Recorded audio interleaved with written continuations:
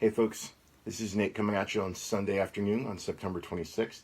So I'm going to do a rerun of the Cars blades for a couple of reasons. One, I built my own version that I wanted to demo for you. And then I also wanted to rerun Shane's version so you could see the difference between the two. I like Shane's version a lot, but I was up last night and I couldn't sleep because I was trying to work the idea out on stylecodes. And then finally came up with a way to do my version of Cars Blade that I wanted to do. So I wondered when you would return. So these are two variants of Cars Blade. So this one is my version. Now both Shane and I do the same thing on the base blade. We drop in with an audio flicker that's a combo of black and very dark green. So you end up with this sort of pseudo strobing effect.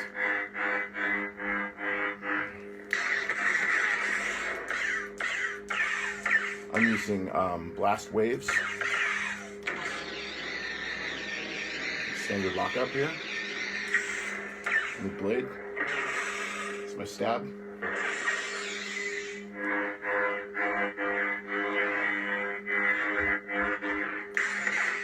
Here's my lightning block.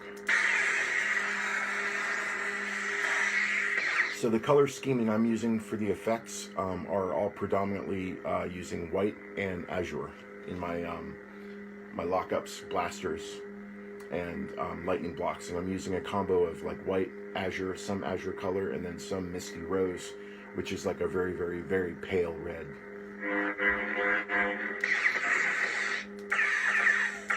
Like that's a misty rose right there. And then that's an azure. And then that's a white azure mix.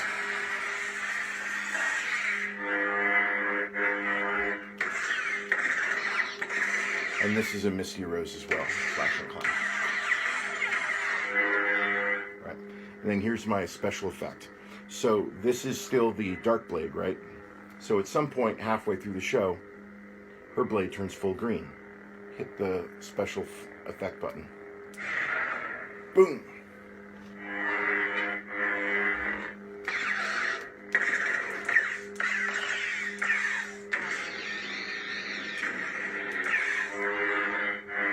Still the same blade style. So what I'm doing here is I'm taking FET263's Ice Blade effect from his blade style library, and I completely whacked the timings all over the place. See, now it's gone. It's gonna go back down now, and I completely whacked the timings. So what I essentially did is the Ice Blade function, excuse me, it has three transitions. It has the move up the blade, right, that then changes the blade to like a white, a violet, or a silver. And then it has the transition from that changing back to green. And then the effect color that moves up the blade to change the color, right? So there's three transition colors. So what I did was I tamped down all of those transitional values to like almost nothing, down to like a fifth of a second, right? So instead of seeing the traveling up the blade where one color is changing into the other, it's just an instantaneous color change like this. Boop, that's it, right? So I mucked with the wipe-in values to make it just look like a standard blade is changing color rather than, I essentially got rid of the Ice Blade functionality and then changed the regular color of the Ice Blade to a chartreuse, which is what it turns into.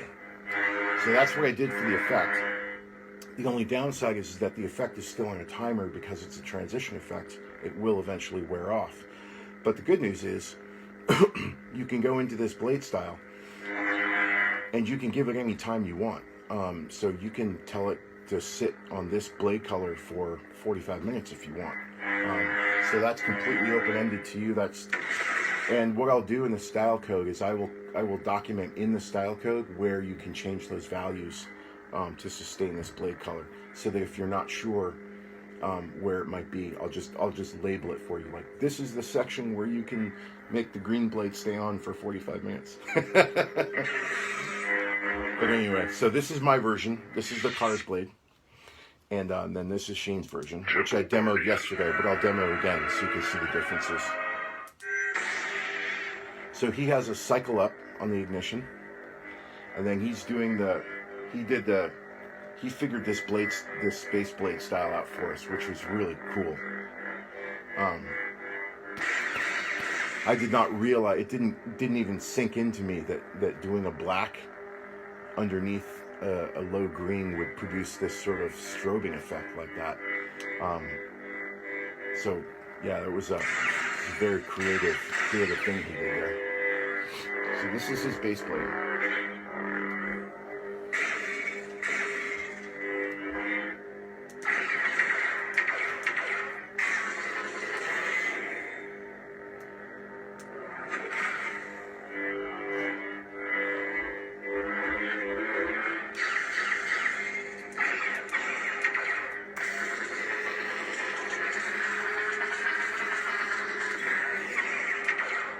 And I like how he's truncated those bumps on these clashes. You notice like these cutoff points are very manicured. It's very cool.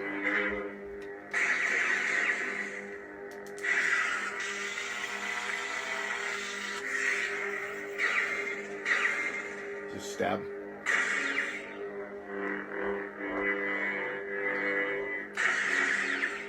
Then here's this off. So his goes to the bright green on the disassemble on the retraction. So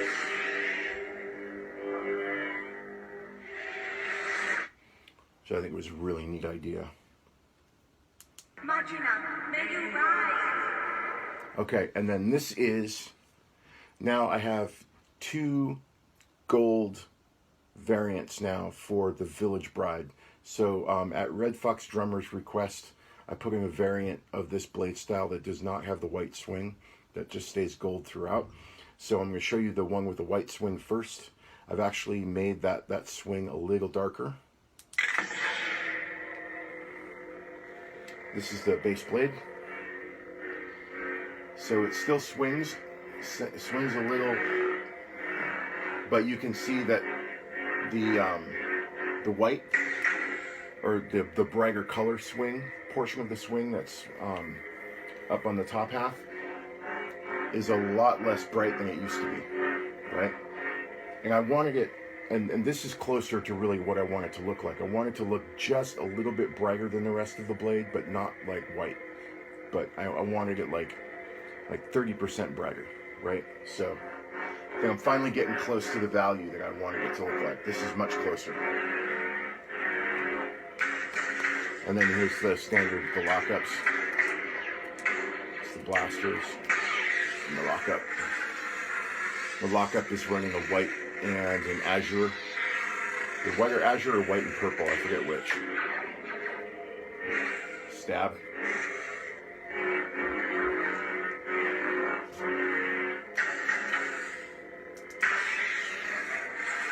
And here's my lightning block.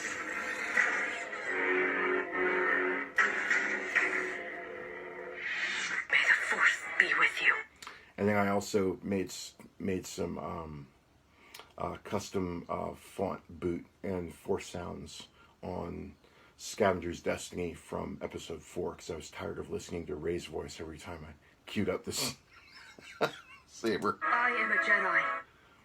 All right, and then this is the second version without the white swing.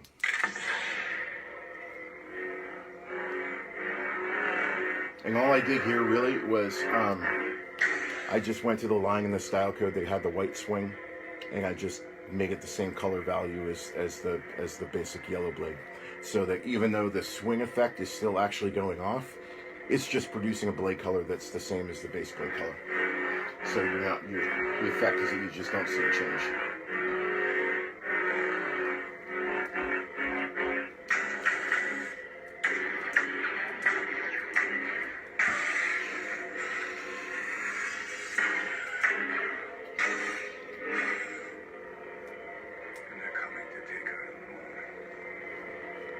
Yeah, I get some force effects too. May the Force be with you. That's the post office. And they're coming to take her to the moon.